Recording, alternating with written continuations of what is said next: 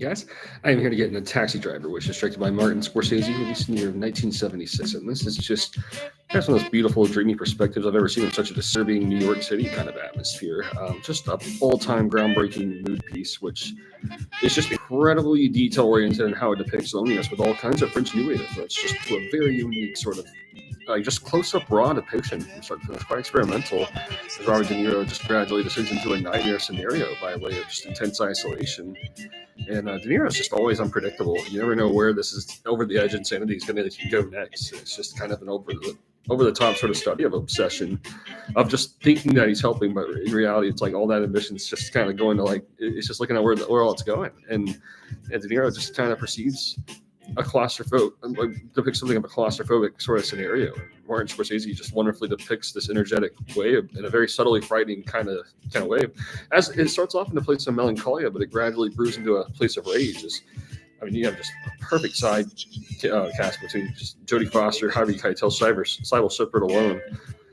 Just all of these just stand out immensely all throughout.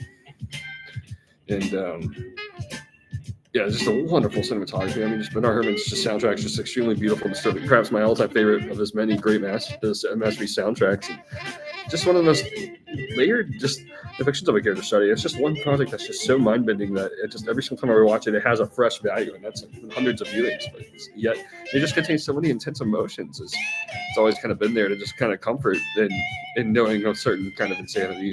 With cinematography, that's just very lonely.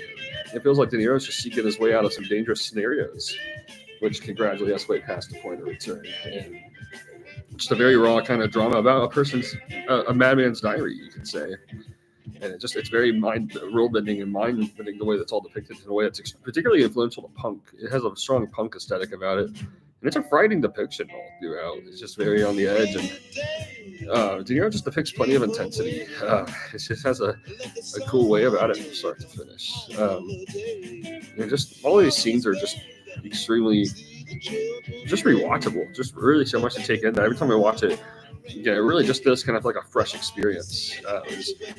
All of these moments kind of just hit on just a lot of like just offbeat delusional type of chords. It's an ultimate depiction of delusional pattern, and it's a cautionary. There's like a lot of cautionary tone too. It's very, very haunting. Very like much of how a person is completely just fascinated by all this whole saying.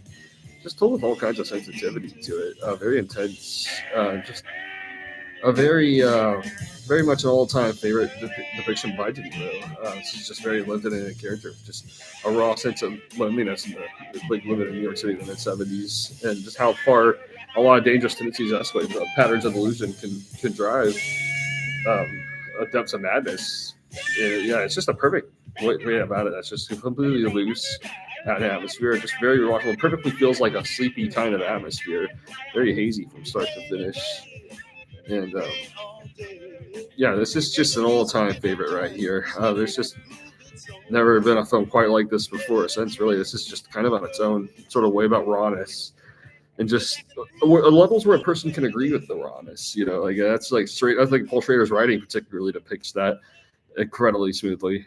And it's just an extremely humanistic depiction of like a madman diary, essentially, and how something insane gradually evolves. And it's just atmosphere, a raw atmosphere. It's very raw in this depiction. It's often depict a lot of awkward moments. And it's like moments that feel like charismatic in the moment, but you can kind of see where it goes offbeat later on in its own kind of way. No, this is just one of the greatest projects I've ever seen on just insanity and depths of loneliness and insomnia.